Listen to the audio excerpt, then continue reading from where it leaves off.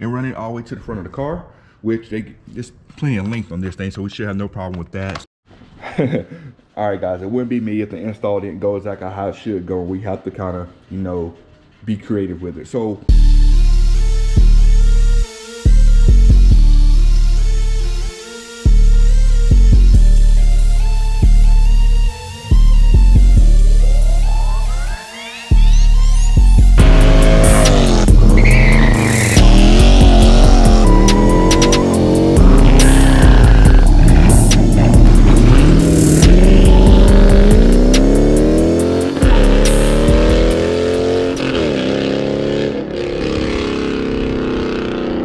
yes sir, yes sir, yes sir. Car is super clean, super clean. I want to start the video with that. Shout out to my guy, Crew Wash, Charlotte, man. He be killing these details. Car's still clean.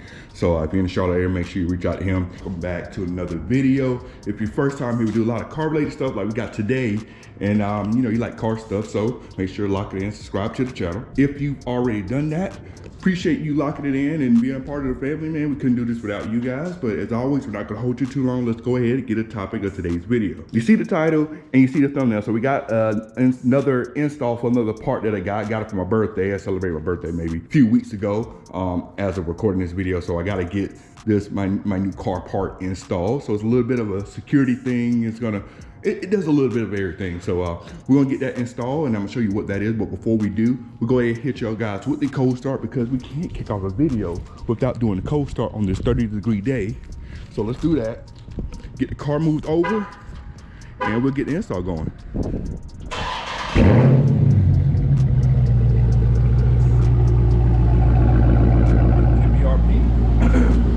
All right guys, so let me get the car moved over and let's get the install going.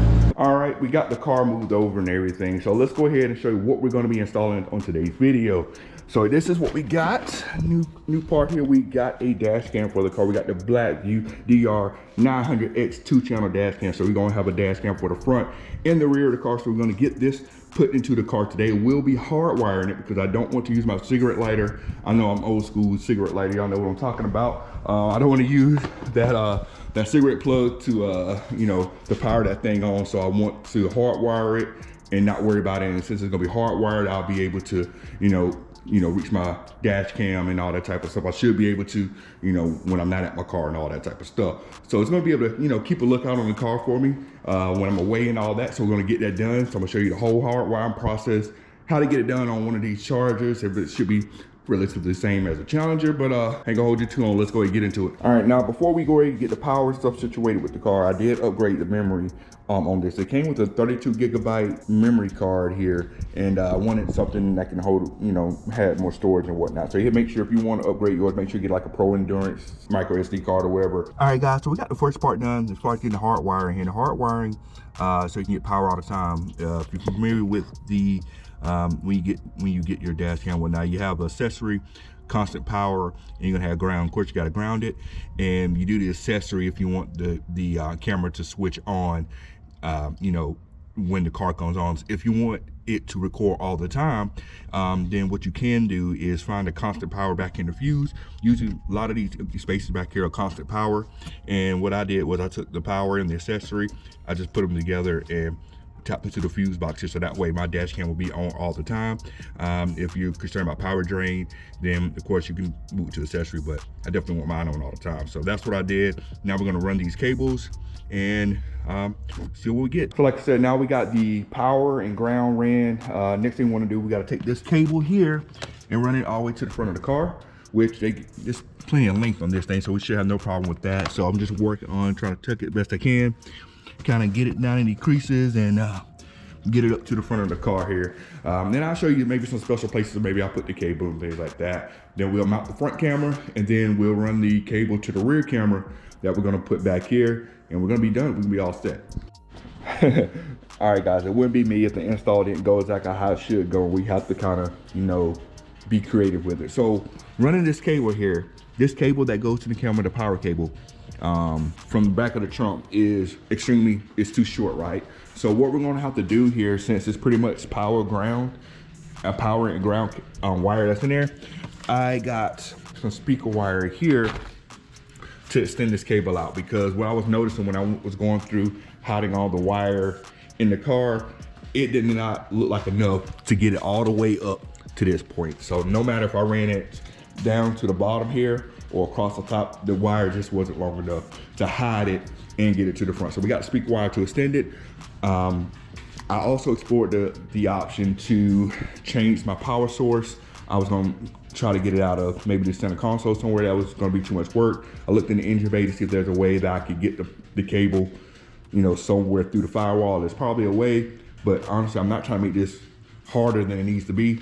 I'm just gonna stick with the trunk, extend my wire out, and we should be good here. So I'm gonna get that done, and we should be able to move forward in this process. All right, guys, so that worked as far as extending the wires. So you can see here, I'm gonna show you what I did with the wires. If we go back here, you can see I ran the wires under here, around, well, not around, down through here, around down here. I went through the bottom of these pieces here, went up here, around, and here. And that's how much cable I got left. I still got to tuck some in, but I did not plan it out this way to have this much cable left. So I think I did pretty good as far as you know, having enough cable left. So I'm probably gonna mount the dash cam here. So I'm gonna have the cable stick out there. So I'm about to tuck the rest of the stuff in. So we're gonna be good from there. All right, guys, I know it's dark outside. So actually I left the house.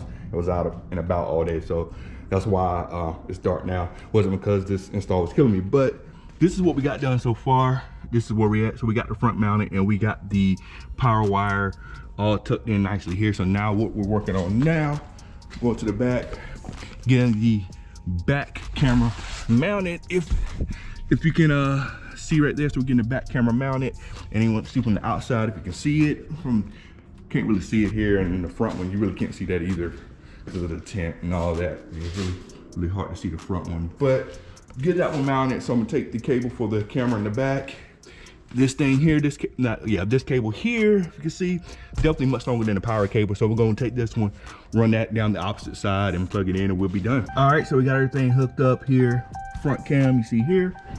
Rear cam, I think you see the little light back here, hooked to all the wires ahead. And actually, this back camera was definitely easier to put in than the front camera, for sure. I'm gonna close this door really quick here. Go down this way. So the back camera was for sure easier to put in and run the wires than the front camera.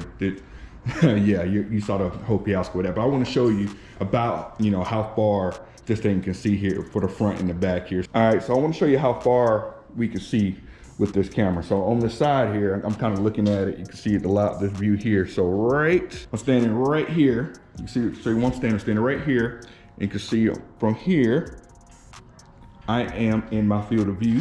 So you see that, and for the rear, let me switch over to the rear for you guys. So you can definitely go in the app here. I'm gonna show y'all live view. So hit the live view, and then we can switch over to the back camera like so. And when I get about right, let me see here, right here, you see where I'm at here. Now I'm in camera view right here. So you can see how wide the camera view is, going all the way around here to about right over here. So you got a pretty wide angle with that, and you can see definitely over the spoiler that I got, see over the back just fine. So there's no issues there. So I know one thing, you know, I do have tent and stuff on the car, so it's actually nighttime. So this is pretty much a good time to test this out, so you guys can get an idea of what night vision with this dash cam looks like. All right, YouTube, we are back. So a couple things. I know this is kind of how many days? I think it's a couple days later from doing this install. So we did run into some hiccups. The biggest hiccup that I ran into, and I think you saw it in the video, was the fact that I went to hardwire it, and I was running from the back of the trunk to the front here, and that hardwire kit that comes with it is not long enough at all. I could not, it was no way for me to run it from the fuse box in the trunk all the way to the front. Now I know everybody's gonna say, why not run it from the engine bay and to there? Honestly, I try to make the install as easy as possible and quick as possible, and that's just not possible as far as running from the trunk. I did try to send out the wires, see if that helped out, and for some reason, I'm not sure what happened, but I'm not sure if I had a bad connection or something, but I could not get it to work. I could not get the unit to power on with the hardwire kit for whatever reason. Now I tested everything before, I ran all the wires, and it powered up fine when I did it, but Afterwards, not so much. So what I'm doing in the meantime, I know this is not how I wanted to do it. I did not want to do it this way. For the moment, what I'm going to do, I just kind of ran it to the little thing in the center console. Now I'm going to go back. I'm just going to hide this wire for the meantime. I don't feel like dealing with it right now, but I'm gonna do that. So far so good. Works really great. I'll probably drop some of the clips and stuff I got of this particular unit. Very clean sound, very clean video, full 4K. I got it connected to the cloud, so I have access to it even when I'm not in the car, which is good. It has GPS tracking with it as well. So if you do get this unit, definitely suggest, you know, connect it to the cloud so you can have access to it no matter what. That's just definitely, you know, something you want to make sure you do. At night, I know one of the biggest things with my windshield and stuff being tinted, how we can see it now. I think I got a clip here of it at night. Pretty decent. I mean, granted, I mean, it is tinted in the windshield, through the windshield at night, so you know that's something to be mindful of. But I think it does show everything pretty well as it can for night view, and it has a pretty wide view angle and things like that. So I'm pretty happy with the unit. Definitely happy with the unit. So definitely suggest maybe getting one for your car. With me being a content creator, a lot of times I'll see crazy stuff on the road and whatnot when I'm recording or just somewhere, and I can bring some of that content to you guys now. And also, you know, I can also, I don't want to, I'm not even gonna say I don't want to, if something unfortunate to happen, I also have a record or something I can maybe defend myself if I need to as well. So definitely, those are different reasons you should get one and whatnot. But definitely with me being a content creator, I now have another way I can like grab content and stuff just from me driving. Because like I said, I see a lot of stuff that happens while I'm driving, and I'm like, dang, I can't get my phone out to record it. So I have that ability now. So that has been my whole spiel with this thing so far. So yeah, like I said, I'm looking to get this thing hardwired here pretty soon because I do not like that cable running out of the center console. But there is a better way to run that cable. Let me know. Did the trunk because that's the easiest way to do it, which I thought in my head, but it's not long enough to do that at all. So I'm pretty sure working the Challenger's a bit shorter. So, but definitely it won't work in this car like that. But drop that information down in the comments and let me know if there's a better way if you've done it before or whatnot. As always, man, I want to thank y'all for tuning in. We know how some of these installs go. If y'all haven't subscribed to the channel, do all this type of stuff. I'll bring y'all the good, the bad, ugly, whatever it is when it comes to these installs. I'll make sure y'all hit that subscribe button. Thank y'all for tuning in. Catch you in the next video. We're out. Cut it.